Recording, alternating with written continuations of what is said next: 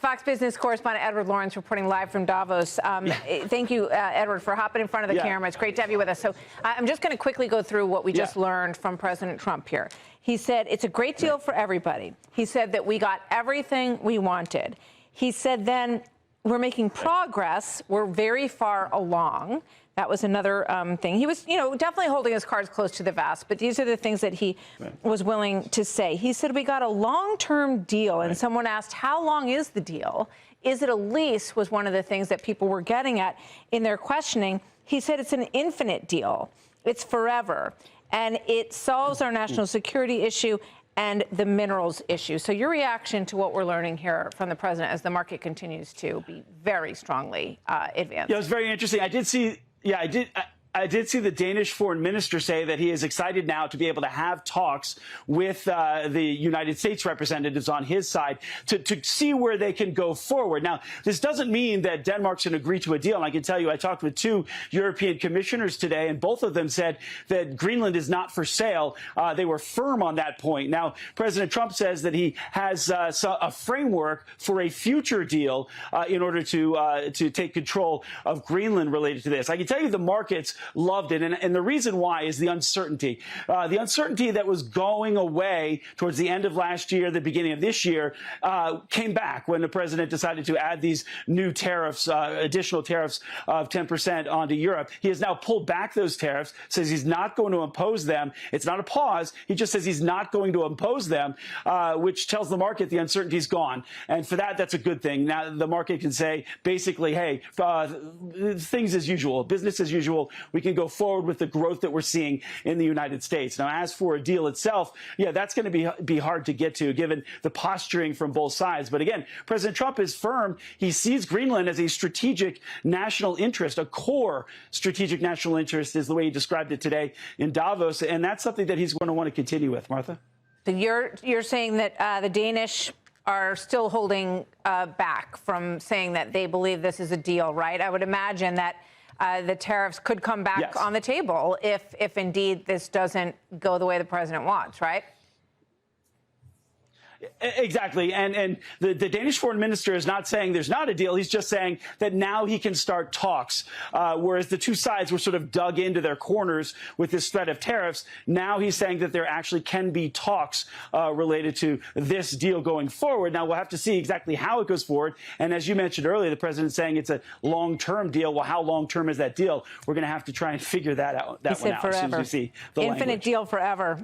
So we'll see where it goes. What a fascinating day in geopolitical tug of war that we've been watching over Greenland. A subject that really I think wasn't top of mind for a lot of people until President Trump sort of pointed out how strategic it is in between Russia and the United States.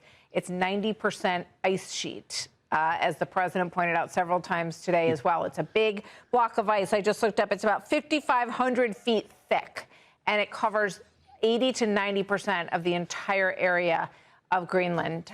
So we're learning a lot more about Greenland as we cover this story. Edward, thank you very much. Great to see you. Thanks for jumping in.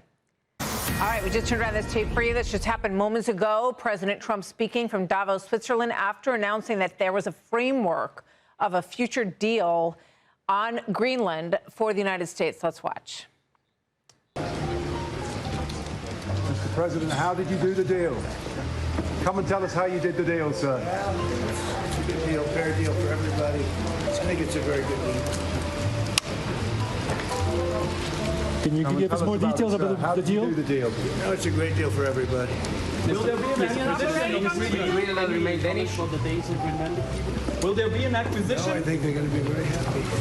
It's a great deal for everybody. How did you do the deal, sir? Could you explain it to us? Could you come and give us a word? The world wants to know how you did the deal, sir. It'll be explained, but it's a really good deal for everybody. Do you still plan to acquire Greenland?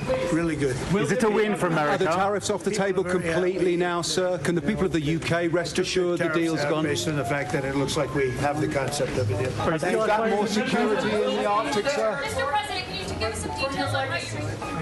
Mr. President, what does it mean for territory, for your legacy, sir? What does it mean for your legacy to have Greenland? The next step, Mr. President. I think it's a really good deal for everybody. It's a great security, good national It's a deal that people jumped at. Really fantastic for the USA. Gets everything we wanted, including especially real national security and international security. How so? Can you give us some details, please? Well, the deal is going to be put out pretty soon. I mean, we'll see. It's right now a little bit in progress, but pretty far along. It gets us everything we needed to get. Will the U.S. still get Greenland? Will the U.S. still get Greenland, sir? Say that convinced you. Say it? What did Mark Rutte said? Well, he's a great leader. I think he's fantastic. The Secretary General was representing the other side, which is really us too, because, you know, we're a very important member of NATO. I've done a lot for NATO. And it's really nice. I mean, it's a deal that everybody's very happy with. Does it Sir, how does it still include the United States having ownership of Greenland like you said you wanted? It's a long-term deal. It's the ultimate long-term deal. I think it puts everybody in a really good position, especially as it pertains to security and minerals and other minerals. Sir, how important is it for your legacy? Have you already spoken to other European leaders? Have you already spoken to other European leaders? Yes, I have. How long will the deal be, Mr. President? Infinite. Did you speak to Denmark? Did you speak to Denmark? No time limit. It's forever. Will there be money involved? It's signed forever. Will there be money involved? It's a deal that's forever. Will there be an effect in any way, Mr. President? Will there be an effect? What happens is people are out there and they're working it right now. They're working the details of the deal, but it's what's called an infinite deal. It's forever. Will there be an effect? About Russia trying to come and take over Greenland. If you're worried that Putin would do something like that, why invite him to join your board of peace? Because we want everybody. We want all nations. We want all nations where people have control, people have power. That way we're never going to have a problem. This is the greatest board ever assembled. And everybody wants to be on it. But yeah, I have some controversial people on it, but these are people that get the job done. These are people that have tremendous influence. But all babies on the board, it wouldn't be very much. So he was invited. He's accepted.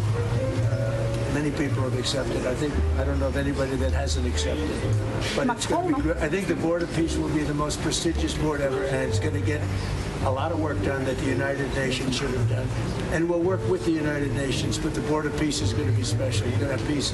It started off with Gaza, the Middle East. We've got peace in the Middle East, tremendous peace in the Middle East. Nobody thought that was possible. And that happened by taking out the Iran nuclear threat. Without that, it could have never happened. But the board is going to be, I think, really fantastic. And I think it'll be the most prestigious board of any board ever in world history. Thank you very much. All right, the schedule seems to be shifting quite a bit there in Davos, and we have with us right now Caroline Leavitt, the White House press secretary. Hope you're enjoying all of the snow over there. We're expecting our own come this weekend.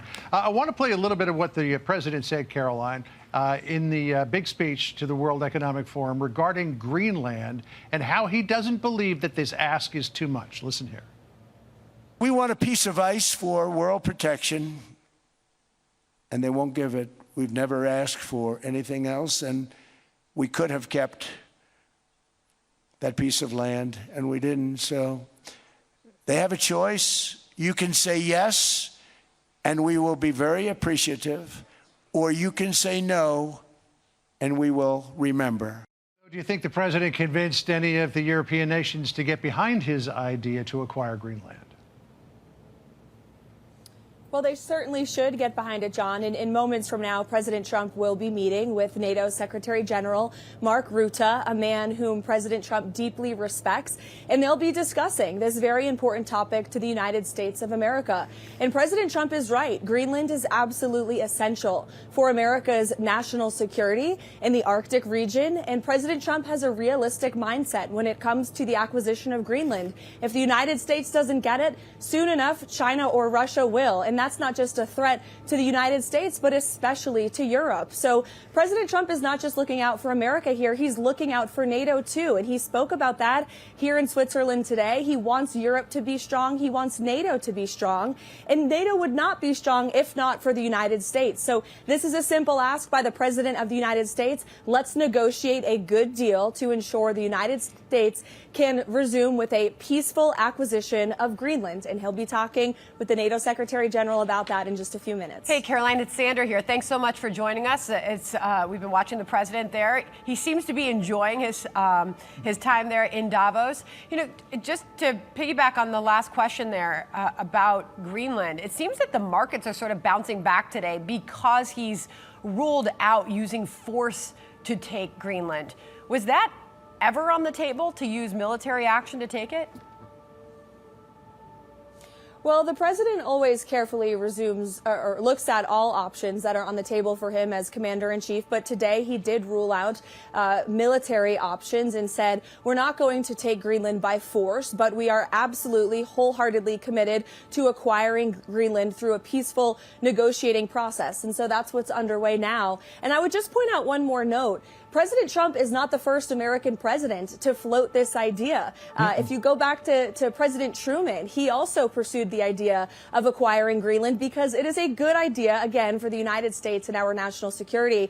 But I think the reason that a lot of these European leaders are getting a little shaken up about this is because they know President Trump is a man of his word. And when he sees to something, he wants to accomplish that goal, as we've seen throughout the past year. And he's been talking a lot about that today in front of not just world leaders, but some of the world's most respected business leaders about how America is back. America is not to be messed with. And President Trump can certainly be taken seriously on his word. Just ask Venezuela or Iran. And some of us are old enough to remember the criticism that was leveled at the Secretary of State Seward when he tried to buy Alaska. It was called Seward's Folly. But can you imagine America without Alaska now? I was only kidding about some of us are old enough to remember. So the president is casting this in terms of national security. But there's some other analyses as well. This one from Josh Wolf from Lux Capital. It says this isn't so much about national security in terms of missile defense as it is national security when it comes to rare earth minerals. He said what's actually underway is a supply chain annexation dressed in the costume of territorial ambition. The target is not an island. It is two geological formations in southern Greenland, Kvanefjeld and Tanbreeze, that contain the heavy rare earth elements without which no advanced weapon systems can be built. China controls over 90% of global processing. The United States controls almost none. The purchase of Greenland is not a land deal. It's an attempt to break a chokehold. I was interested to find out that the largest shareholder in the Kvanefjeld mining operation is China, and that China wanted to buy the other one, but apparently the U.S. State Department intervened, and so that sale didn't go through. But is this as much about national security regarding rare earth minerals as it is missile defense at the Golden Dome? Well, critical minerals have so much to do with America's economic security, and we know that economic security and prosperity is essential to a strong national security. And so I think the president is right to think about Greenland with respect to critical minerals and economic incentives. But of course, his main focus is on ensuring we can acquire this extremely important territory in the Arctic for America's national security and to prevent a future war. Again, if Russia or China were to invade Greenland in the future, the United States would be required to defend our NATO allies. And that's something, of course, the United States would do. And so the president is looking at preventing future conflicts, again, not just for the benefit of the United States, but also for our European allies and friends, many of whom the president has been meeting with today and discussing with. And I know they were all very pleased with his speech. I was in the room, John, and it has rave reviews because the president just tells it like it is. And he came here with his America First vision on full display, talking about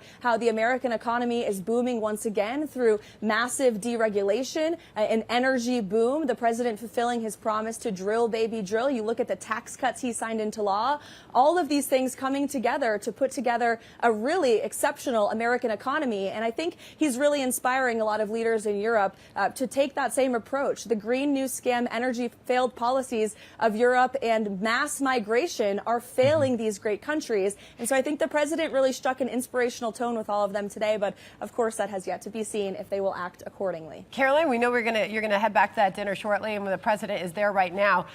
If you could just sort of give us the headline you believe that President Trump would give from his time there in Davos so far, the conversations he's had, and what he's taken in from these world leaders and CEOs.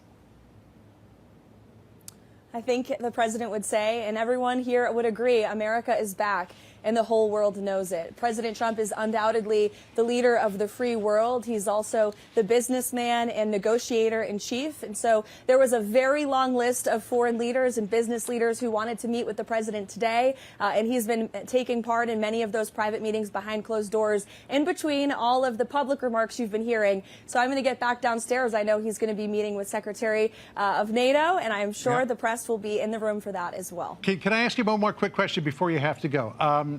This whole thing is about how to resolve the question of Greenland, and how do you do it? President took invasion off the table. Now it's down to negotiation. Mark Thiessen posited this in a Washington Post editorial yesterday. He said, how to resolve the Greenland standoff. He said, the United States needs Greenland for its national security, but it doesn't need to actually own Greenland. Trump can easily address U.S. security concerns without taking full control of the island. Indeed, the model lies on another island just 90 miles off our shores, the U.S. naval base in Guantanamo Bay, Cuba. So that would be a lease agreement. I know the president kind of ruled that out this morning, but is there potential for that type of deal to work? Well, I certainly don't want to be the one to rule out any options for the president and the negotiator in chief, but the president has made it clear he's pretty adamant about the ownership and acquisition of Greenland for full protection for the Golden Dome, which the United States of America is working to build, and also, again, for our national security and our military. So we'll see how these negotiations continue. But I would, again, just point out that to everyone who thinks this is a very ambitious and perhaps crazy idea as it's being spun up in the media, this is something presidents have talked about for a long time. And look at the deals President Trump has been able to broker over the past year. The release of the Israeli hostages, 8 wars solved because of his negotiating skills. Anyone who doubts President Trump clearly has not been paying attention. All right, Caroline, we really appreciate you joining us live from Davos. Caroline, thank you so much. Thanks so much. Good to see you.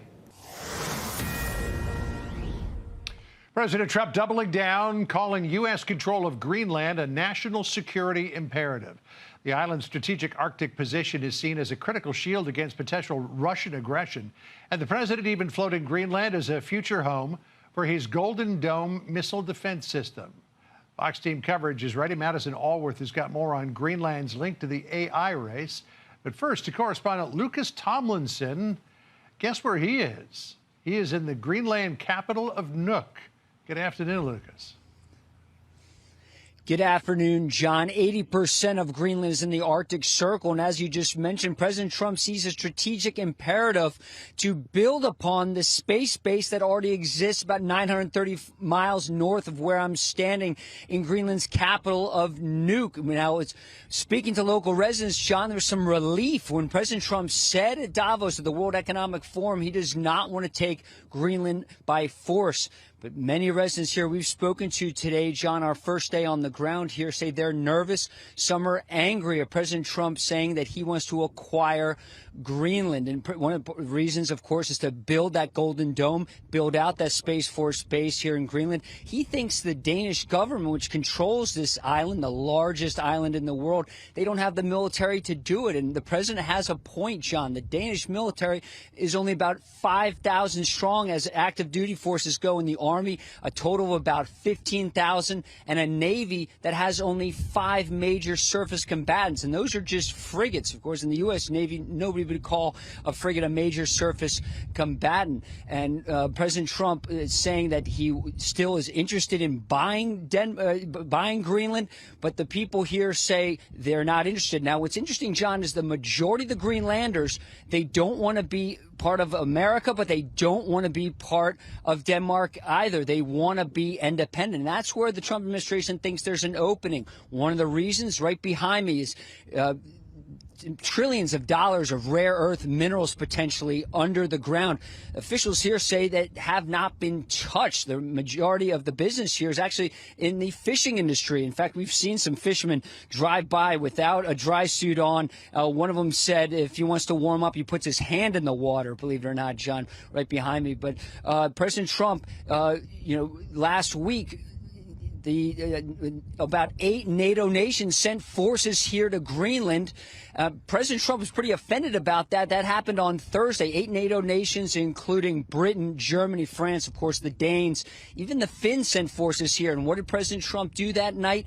He threatened to slap that 10% tariff on those NATO nations, which, as we speak, is still in play.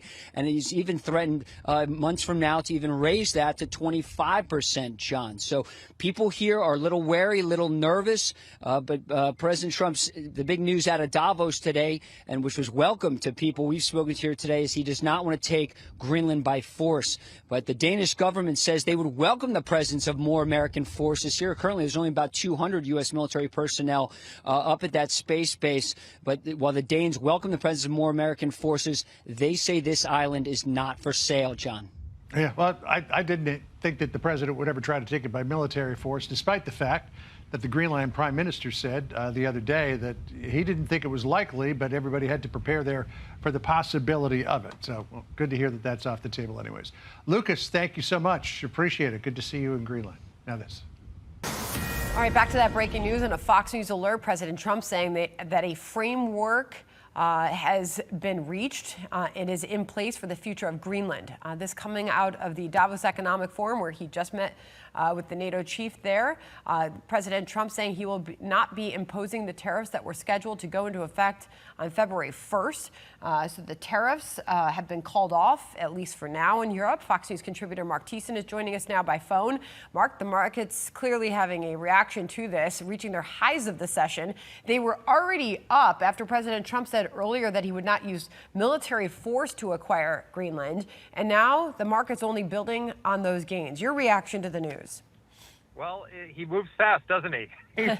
He's one hell of a negotiator. Look, I mean, first of all, sometimes our NATO allies need a little electroshock therapy to get them to moving in the right direction. If you recall, during his first term, everyone said he was destroying the NATO alliance because he said that he wouldn't honor Article 5 for countries that weren't paying their 2% that they had promised on GDP. And everyone set their hair on fire and said this is the end of the security architecture that has kept the peace in Europe for 7 decades and all the rest of it. And here we are, and he's got everybody to go to 2%, and they've agreed to go to 5%. So they did the right thing. It just took a little bit of shock therapy, and I think it's the same thing here. Look, he's right. We need Greenland. It's essential because the melting Arctic ice means there's going to be strategic sea routes going through the Arctic. They're going to be critical for both military and commercial purposes. We need it for the Golden Dome. We need it for missile defense. We need it for a lot of things. And China is trying to build what they call a polar Silk Road through the Arctic. Russia has been expanding in there, and we need to counter them. So there's lots of ways to do it. You can own it. You can lease it. You can have shared sovereignty. I mean, there's many ways to skin the cat, and I think Trump is going to find a solution. You know, it's quite a relationship that he's got with the NATO chief Rutte. We saw them speaking a bit earlier. He referenced how important he is to this negotiation, to this discussion, and to the developments on Greenland. In fact, earlier at Davos, Rutte had said that Europe should be happy that President Trump is in charge. This while they were sweating out the tariff threat and beyond. I mean, these markets are unbelievable. This is obviously clearly a reaction to that. But weigh in on that relationship and why Rutte appears to have such an incredibly wonderful relationship with President Trump and what he means to these Greenland negotiations and where this goes next. So Rutte has a beautiful full head of hair because unlike other European leaders, he doesn't set it on fire every week when Trump says something. So, you know, the first step is keep your hair intact, right? Don't set your hair on fire every time Trump says something that seems unorthodox or scary or whatever like that. I mean, the idea that the Europeans were sending 12 troops to Greenland to stave off an American invasion and were saying that the NATO alliance was going to be over, it was ridiculous. And Rutte knows that you take Trump seriously, You don't react to everything that he says that seems a little bit outrageous, that it's negotiating tactics, and treat him with respect. And he appreciates the fact that Donald Trump has made the NATO alliance stronger than any president in modern history, and so Trump appreciates that. Got it. Mark Thiessen, thanks for jumping on the breaking news for us. Appreciate you. Thank you. Take care. And President Trump meeting with world leaders in Davos as we speak, and he is doubling down on his push for Greenland, claiming it's in national and international interest for the U.S. to secure the island. Moments ago, the president met with a delegation from Switzerland, along with Secretary of State Marco Rubio, and State Department spokesman Tommy Pickett is with us now. There's so much going on. There's so many jobs that Marco Rubio is doing, but the president made some news today. One of those things that he said is he does not plan to use military force to take Greenland, but he made the case for the national security and international security of the Western Hemisphere for it to happen. Do you think he moved the ball forward on that? Well, he's making an incredibly compelling case about addressing modern threats in the Arctic. And a key point here is that U.S. ownership of Greenland would help Greenlanders, would help the United States, and lead to a stronger NATO alliance. As the president made clear in that speech, it is up to each NATO partner to defend their own territory. And the United States is the only NATO partner that can actually defend Greenland. So he's making that case compellingly, given the modern threats that we face. He outlined that very clearly, and I believe he's going to continue making that case. Okay, on Greenland, we'll see where that goes in conversation. He said on Ukraine, we're reasonably close to a deal. Both sides would be stupid to continue the war. We've heard this before about the two sides coming to the table and talking about peace, and then it gets nowhere. Tommy, are we anywhere close to a deal today? Well, it's a credit to President Trump's leadership and the engagement from the highest levels of this administration that we have seen the two sides come together to try to talk about this in different conversations that we've had. We're engaged in that serious exchange of ideas to try to reach that negotiated settlement. But ultimately, it is up to the parties to reach that negotiated settlement. As President Trump's made clear, the driving motivation here from the United States perspective is to end the bloodshed, to end the conflict, to allow people to go home and live prosperous lives with their families. It's a motivation in so many of these conflicts around the world that the president has helped solve in just a year. In this case, it is ultimately up to the parties. We're engaged, like I said, in that serious exchange of ideas to try to see if we can help reach that negotiated settlement. What can you tell us about the Board of Peace that President Trump is proposing, and how would that differ from the UN, and is it meant to differ from the United Nations? Well, look, this is meant to put these peace deals into action. It's coming out of the Gaza ceasefire, for example. This was part of that.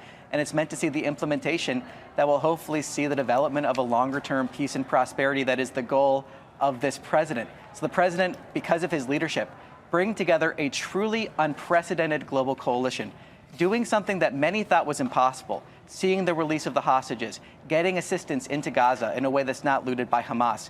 And so we're seeing the next steps there, the development of this, conversations with our partners to try to see the next steps, the phase 2, into development of a longer-term peace and prosperity that's only possible because of the president's leadership. All right, let's stay in the Middle East. Here's what Benjamin Netanyahu said on X with regard to the Board of Peace.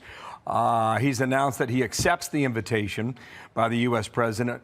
Israel will become a member of the Board of Peace, which is to be comprised of world leaders. It seems it's a bit sticky in getting commitments. Will any European country join this board?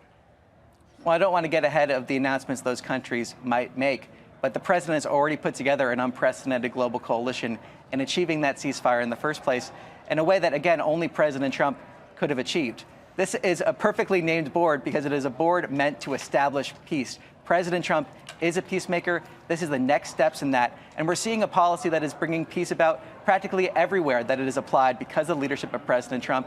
And the peace through strength that he demands, he demands respect on the world stage, and he's putting that into action.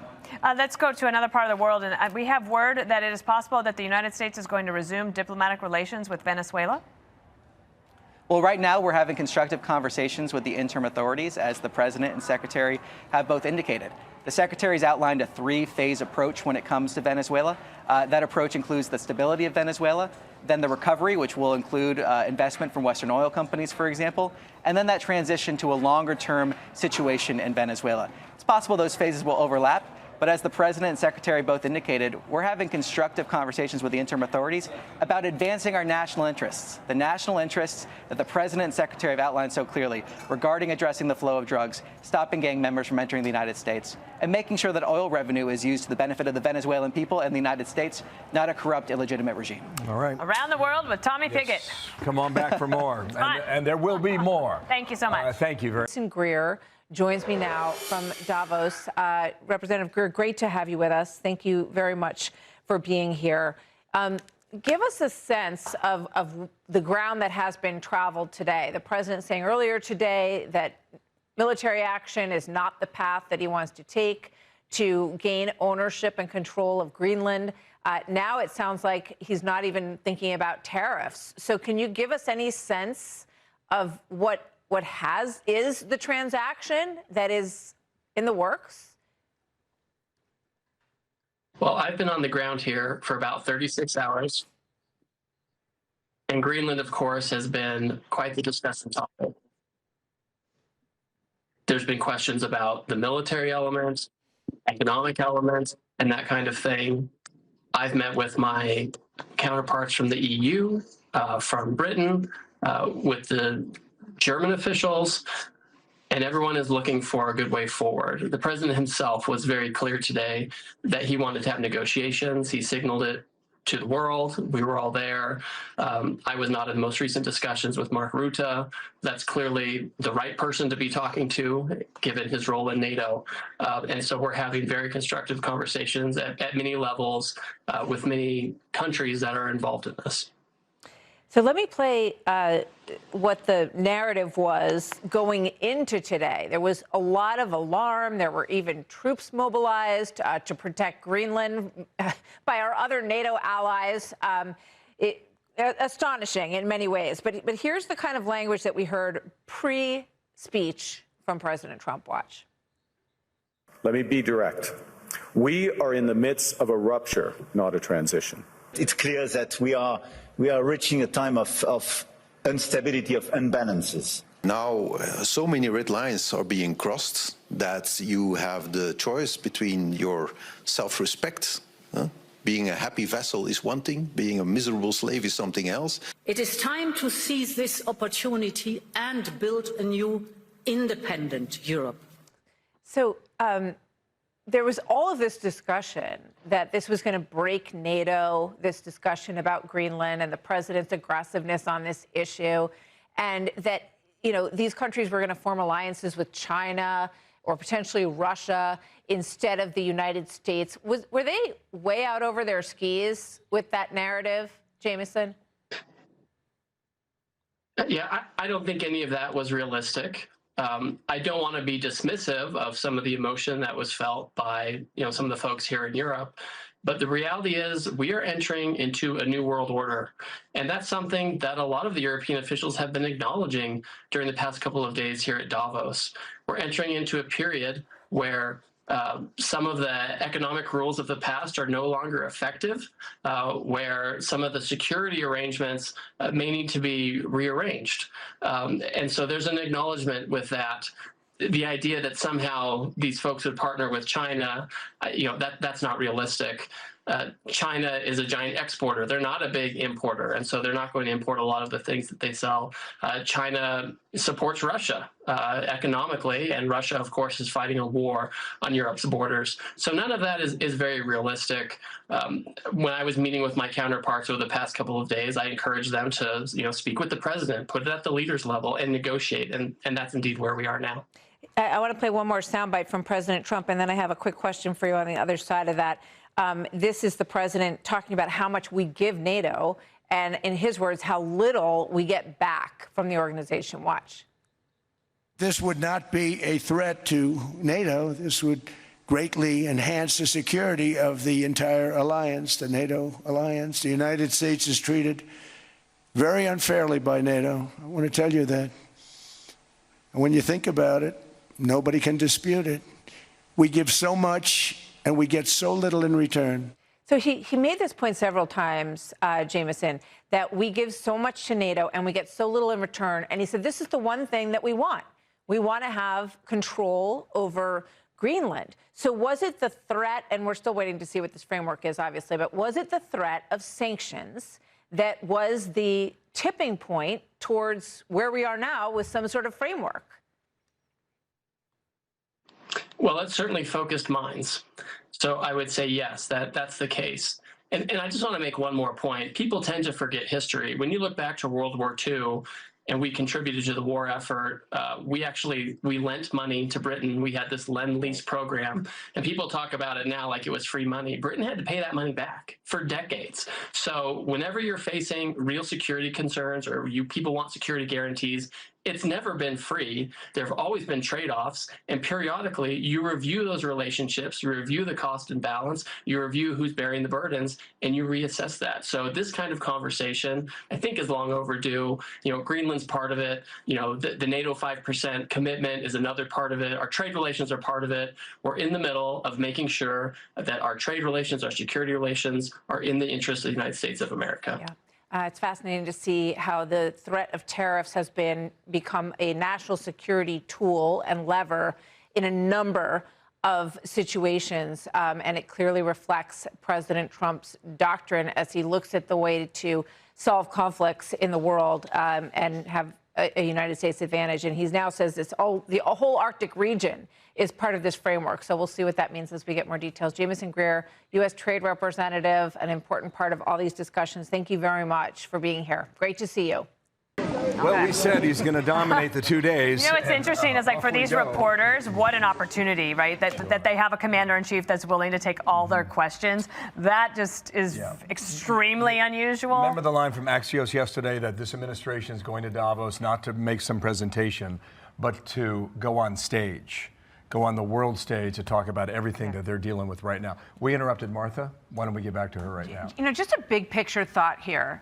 What is being unfolded here is a Western Hemisphere Trump strategy, okay? It's easy to get sort of caught up in Greenland and what he wants there, but he does want Greenland. But the reason is so that you can have a Space Force presence there that allows this dome to be built that protects Canada and the United States. He scolded Mark Carney, the Prime Minister of Canada. He said, you should appreciate what we're trying to do here for you. The other message is that part of the Western Hemisphere is Europe. And he said to Europe at the very top of this speech, government spending and increased immigration are not the answers. And he just said it again there, which tells you this is a very big point that they want to make. You have to have safe borders. You have to secure the boundaries and the greatness of Europe and what it once was. You have to recognize, he said, parts of the world are being destroyed before our eyes, and the leaders of those countries don't even realize it. I think this is the clarion call that President Trump is trying to present to the Western Hemisphere, to Europe, to the United States, to Canada. Get your act together. Economically, he said, a lot of you, if you did what we're doing, your countries could have more success too. That is the big message. We heard it from Lutnick. We heard it from Bassett. They want these countries to stand up and take notice because they want them to be strong economically as well and not to waste their money on, loose border immigration and energy programs that end up, windmills like Don Quixote being, just sort of dreams that never come to fruition. Well, they're still buying oil from Russia 4 years after that also war a problem. Martha, thank you. Rebecca Heinrichs now, your thought about what we're hearing right now out of Davos to you. Good morning.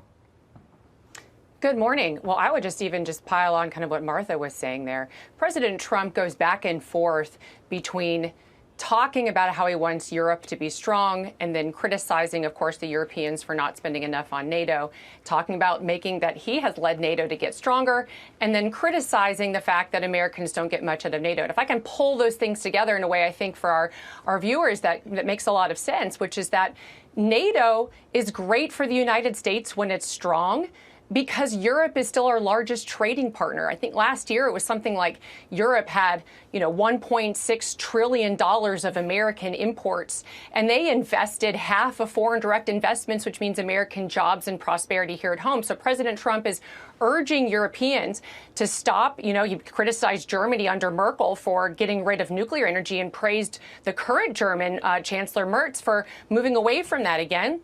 And then, of course, on Greenland, I really appreciated President Trump disabusing anybody of this notion that the United States would even consider military force against this great ally of the United States. And he moved the conversation back into the category of the United States needing to strengthen the security of Greenland for NATO. It's good for the United States and Americans, and we have a treaty that already allows us to expand our forces there, and the Danes are willing to collaborate. So my hope, based on the president's remarks today, is that we're moving back into more productive negotiations within the context of the NATO alliance.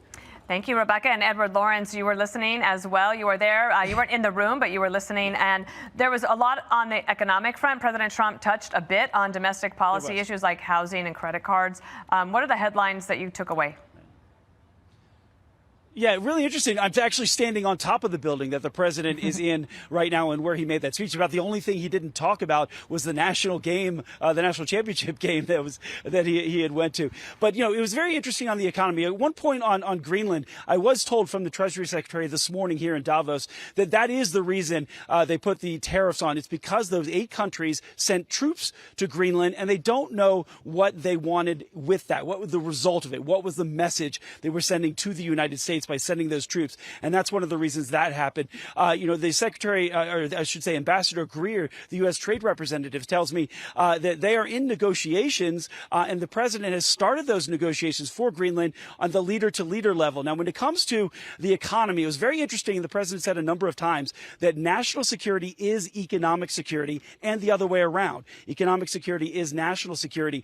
He went through a number of the successes that he has had here. He did talk about housing. Leading up to this, we were told this speech was going to be an unveil of all the housing initiatives he wanted to do. He talked about things that he's already done, and one included in there was the credit cards. He wants to cap credit cards at 10%. Now, the president is saying that when you charge those exorbitant fees, that puts pressure on the bottom line of American families so they can't afford those down payments. He wants to use part 401k money for some of those down payments in there.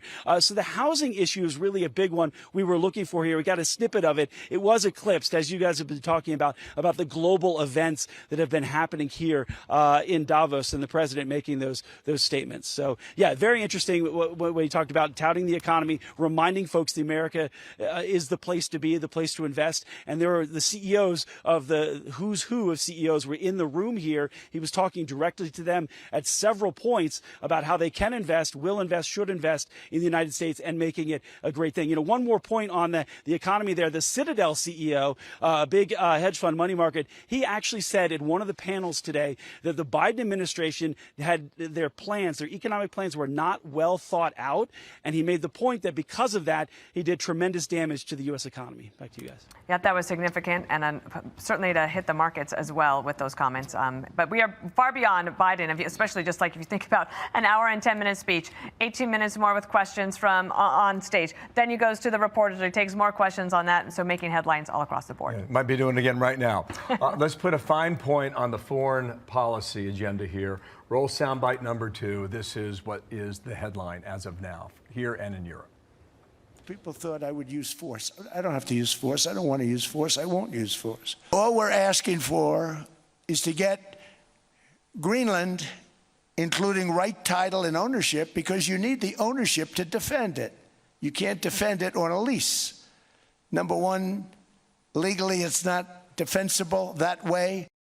Okay, so that's really what Rebecca was referring to about, the hard position and the soft position, and probably makes a lot of Europeans. Their headlines were obvious. We read them. A lot of people, if you've listened to the president over the past 10 years, you really have to parse the nuance. And frankly, I don't think European leaders are doing that. Even to this point, they're not parsing the nuance. Now, we were told at the very beginning of the speech, he called the American economy, Martha, an economic miracle. Once he gets done with Switzerland, next week he's going to Iowa.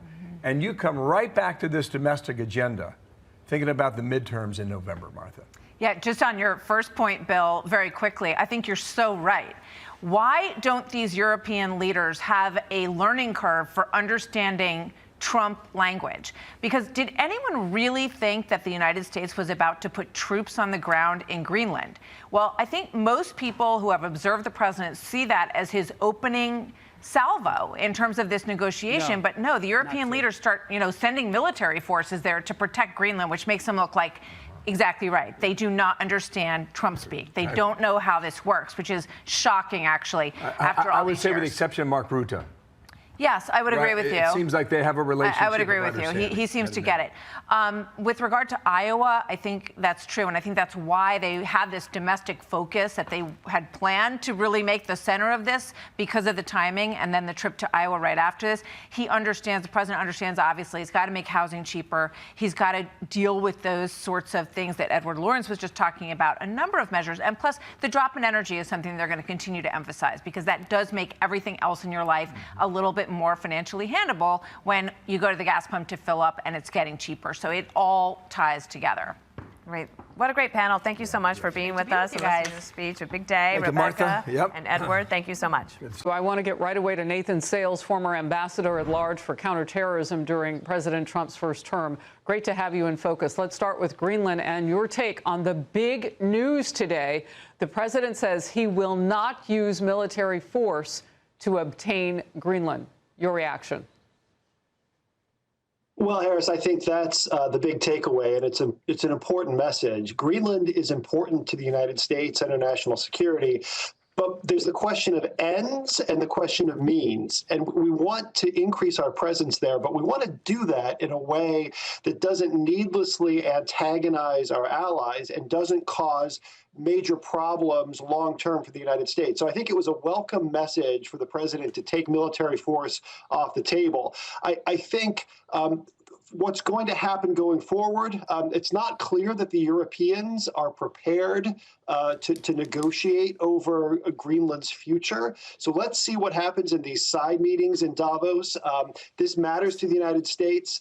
But Europe gets a vote, Denmark gets a vote, Greenland gets a vote. So let's stay tuned and see how these talks progress. I'm going to ask my team to put up something that we had prepared for yesterday and used, and now it seems more important than ever. I was sort of already looking at how we could get this done. How about if we just buy it? So let's see what we've bought in the past. And, you know, you can see this on your screen. I want to draw everybody's attention, though, to the Louisiana purchase, because that's the one that's probably size-wise most commensurate with Greenland. And you can see in the past, we have bought big swaths of land that make up a huge part of our country, 828,000 square miles. Greenland is a little bit bigger than that at 836,000 square miles, much of it uninhabitable right now because of the frozen ground that's there. In fact, most of the population lives in the southern part of that island nation. Not that it's that much warmer, but the conditions are much better. So, Ambassador, my question is, can we do what we did then and across different times in history and purchase Greenland? And who do we negotiate with? Because, I mean, Denmark didn't just come to the table. Europe came to the table. So who are we negotiating with?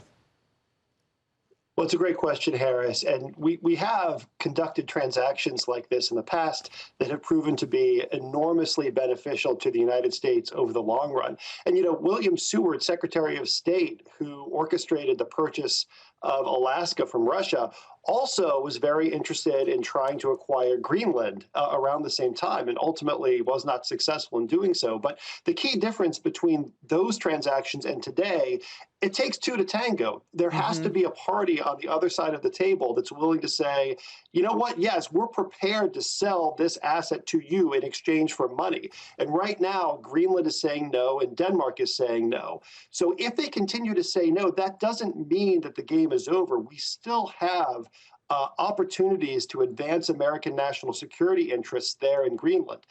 We have great basing rights under a 1950s era treaty. We can increase our military presence there. We can develop natural resources there. We can sign deals to make sure that the Russians and the Chinese never have access to Greenland.